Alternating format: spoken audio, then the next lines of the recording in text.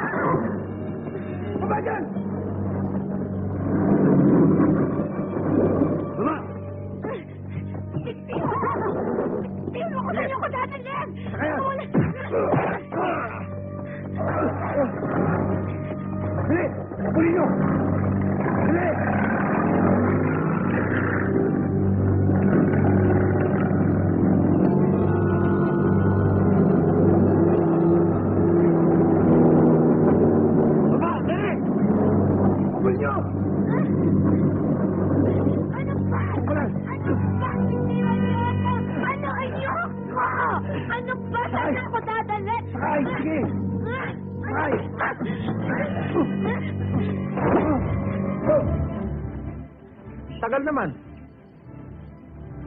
Baka naman hindi na mangangabayo si Georgia.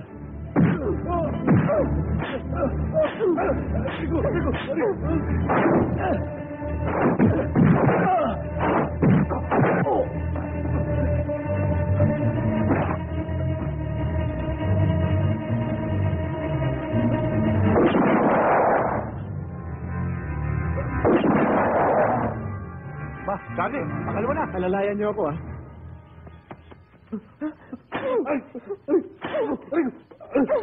Tama na, pare! Mga walang iya kayo! Kala nyo atrasan ko kayo, ha? Takutin yung mga lolo ninyo! Ang tagal naman. Di ba tatlo usapan natin? Oo nga. Narinig mo na ba pangatlo? Wala pa, Charlie. Sino ka? Anong ginagawa mo dito? Hindi mo ba alam na private property to? Trespassing ka niyan. Hindi ko alam kasi hindi ako taga rito. Anong ginagawa mo dito? Eh, hinahanap ko yung bahay ni Don Dionisio Zaragoza. Pumunta ka doon. May madadaanan kang batis. Yun ang pinakamalapit na papunta sa hinahanap mo.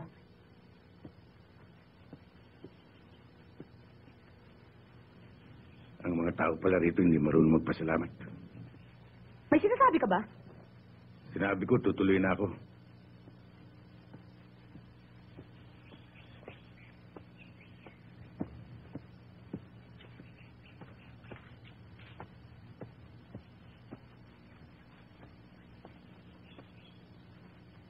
Oh, ito na sila, oh. Eh, bakit dadalawa? Tara.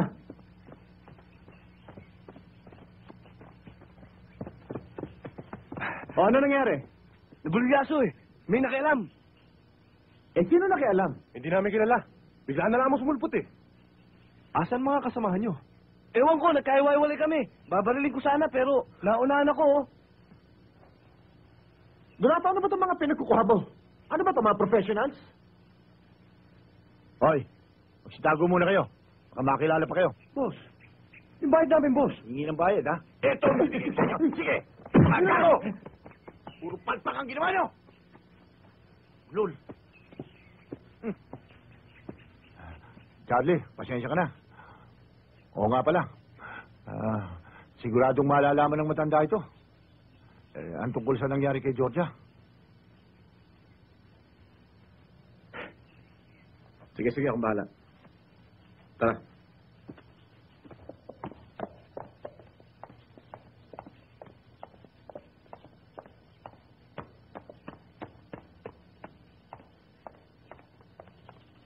Nasaan ang security mo?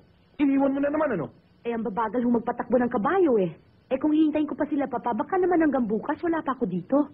Ganyan din ang ginawa mo kahapon. Iniwan mo rin sila. Iha, kaya lang naman kita pinasusundan. Dahil delikado ang panahon ngayon. Alam ko. Maraming masasamang loob ang nagkalat sa paligid natin. Papa, alam ko. Kaya nga, pag hindi niyo na ako nakita, may nangyari sa akin. Nandito pa naman ako eh. Iha, magpahinga ka na.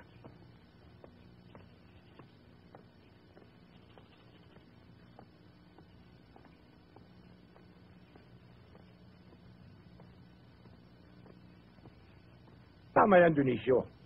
Ang trabaho ng security ay pangalagaan ang kaligtasan na kanyang pinaglilingkuran. Abay, baliktad naman ko si Georgia pa mag-aalalay sa kanya. Sige, kampihan mo yung pamangkin mo. Kaya tuloy lumalakas sa loob yan eh. Sir, may kasama akong tao. May sulat para sa inyo.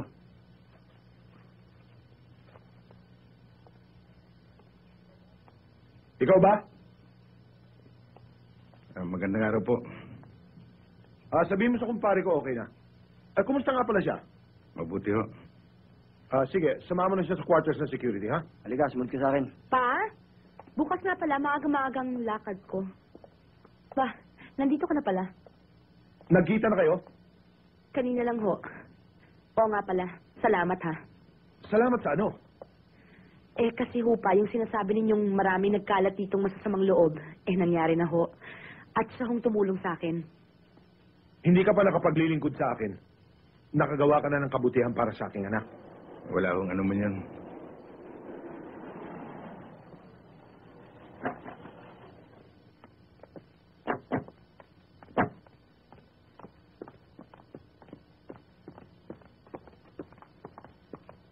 Georgia? Bakit? Ano nangyari? Anong mangyayari? Wala. Teka, ano ba nangyari? May nagsumbong mo sa akin na may nagtangkang kumidap kay Georgia. Ang mga kidnappers pa yung mga yon? Dito lang sa taong ito, nagtatatakbo na yung mga lokong yun eh. Ano nga pala pangalan mo?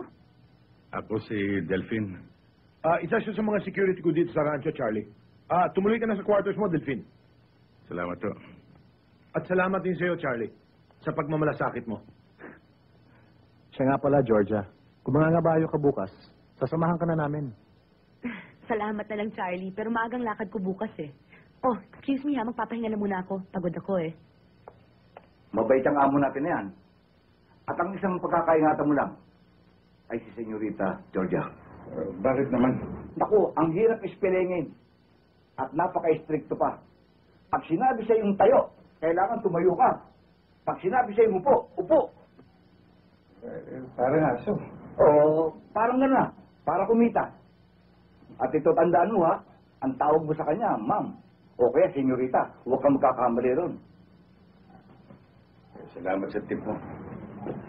Ito nga pala si Donato, chefe namin. Basta kayo. Ito pala yung tumulong kay Mama. Nagkataon lang. Siya nga pala. Ito yung nakuha ko dun sa mga hambarang kay ma'am. Ito.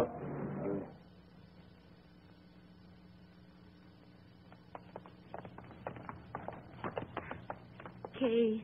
Bye pa. Bye, Iha. Bye, Tito. Adios, Iha. Take care.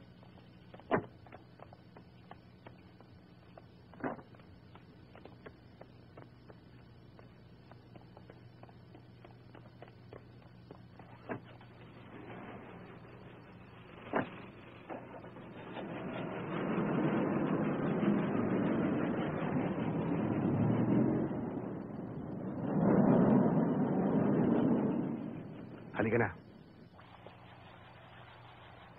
Hoy, Chita! Nandito na si Ma'am!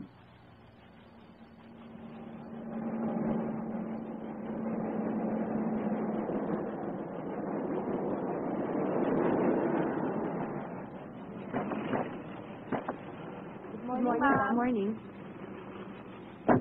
Sige, pasok na yung maleta sa loob. Teka, saan kayo pupunta? Papasok ko yung maleta niyo sa loob eh. Hindi na. Yung mga maids na ang bahala dyan. Sige na. Sige, pasok na kayo sa quarters. Anong quarters? Hindi ko na kayo kailangan dito. Kaya bumalik na kayo sa rancho, ha? Sabi ho ng papa niyo eh. Akong nagsasabi sa'yo, naiintindihan mo ba ako? Hindi ko na kayo kailangan dito. Kaya bumalik na kayo sa rancho. Pwede ba? Sige na.